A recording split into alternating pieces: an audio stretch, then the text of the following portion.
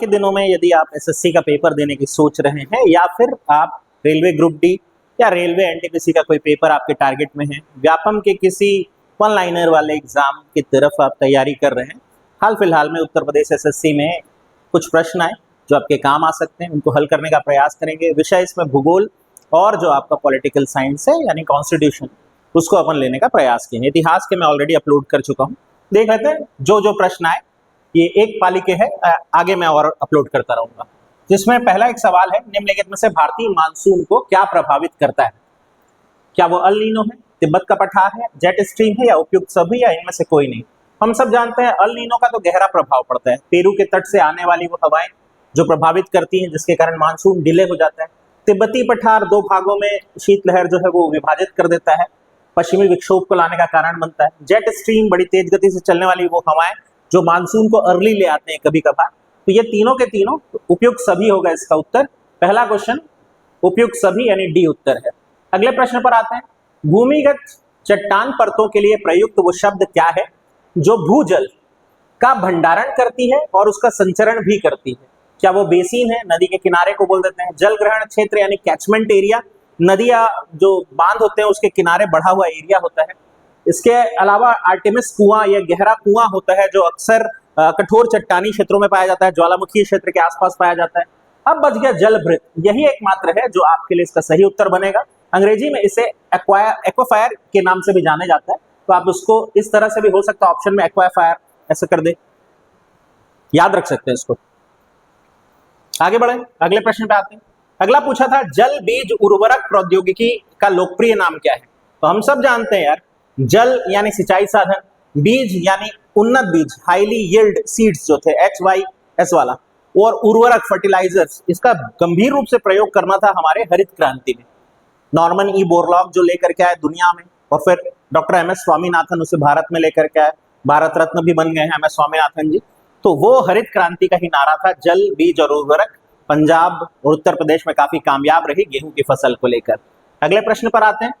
विंझम बंदरगाह अंतरराष्ट्रीय स्तर का वो कहाँ स्थित है? क्या वो लक्षद्वीप है, तमिलनाडु है, महाराष्ट्र है या केरल है? इसका सही उत्तर जो है वो आपके लिए केरल है।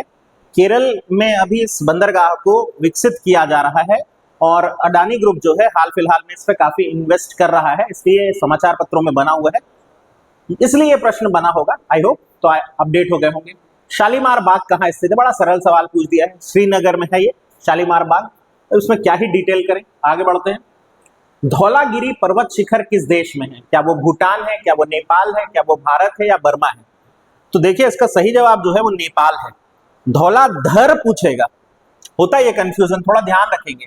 यदि आपको धौलाधर श्रेणी पूछ रहा है, धौलाधर, तो वो भारत है, और धौलागिरी बोल रहा है तो आपको नेपाल जाना पड़ेगा, फंसिएगा नहीं इस पे। हाँ, ये अगला देखते हैं।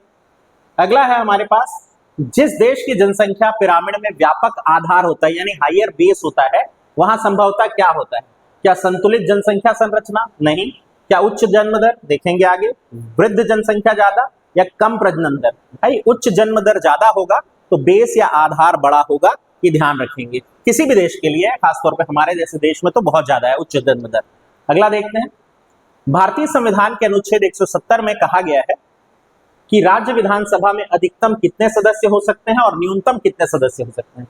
तो न्यूनतम 60 है, ये तो पहले से बता दे रहा है। अधिकतम कितने हैं? तो अधिकतम 500 है। हमारे यहाँ सबसे ज्यादा विधानसभा सीट वाला पूछ देगा तो हाँ, उत्तर प्रदेश, ध्यान रखेंगे। चलिए अगला सवाल। निम्नलिखित में से किस राज्य में द्विसदनीय विधानमंडल नहीं है? हम सब जानते हैं कि द्विसदनीय विधानमंडल की संरचना है जिसमें एक मंडल को विधान सभा कहते हैं जो अनिवार्य रूप से होती है, और दूसरा मंडल कहलाता है विधान परिषद। ये विधान परिषद कुछ कुछ जगह ही होती है। जिन जगहों पे विधान परिषद है उनका यदि मैं आपको बताऊं तो एक कोड बनाते हैं, जुम्बी काट।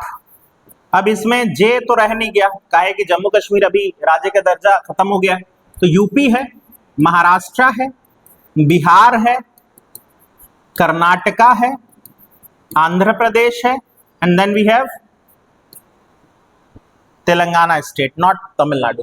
तो हमारे पास यहाँ पर यूपी, तेलंगाना, महाराष्ट्र दिख रहा है। राजस्थान आपका सही उत्तर होगा जहां नहीं है। जुमडी कार्ड कोड हुआ करता था, याद रखें। अगले पे आते हैं। अगला पूछा है भारतीय संविधान के अनुच्छेद 23 और 24 में क्या दिया गया है। बहुत सरल सवाल पूछ दिया है। शोषण के विरुद्ध मौलिक अधिकारों का चैप्टर है और आपको ये तो याद होना ही चाहिए कि शोषण के खिलाफ अधिकार प्राप्त हुए हैं इसमें। मानव दुर्व्यवहार और बालकों के, छोटे उम्र के बालकों के, कम उम्र के बालकों के कारखानों में कार्य करने पे रोक जो है उसको लेकर, तो शोषण के खिलाफ अधिकार इसमें आप डाल सकते हैं। अगले प्रश्न पे आते हैं। संविधान के अनुच्छेद 44 में कहा गया है कि भारत के पूरे क्षेत्र में राज्य नागरिकों के लिए खाली स्थान सुरक्षित करने का प्रयास करेगा। क्या समान कार्य, समान शिक्षा, समान वेतन, समान नागरिक संहिता। 4 आर्टिकल, नीति निर्देशक तत्व, समान नागरिक संहिता इसका सही उत्तर बनेगा और आपका ये प्रश्न भी आसानी से बन जाएगा। तो ये कुछ प्रश्न थे जो अभी हाल फिलहाल में आए थे। ऐसे ही प्रश्नों के साथ मैं आपसे और मिलता रहूंगा। मेरा नाम शेखर है, नॉलेज हब चलाता हूँ रायगढ़ में। ध्यान से सुनने के लिए आपका धन्यवाद।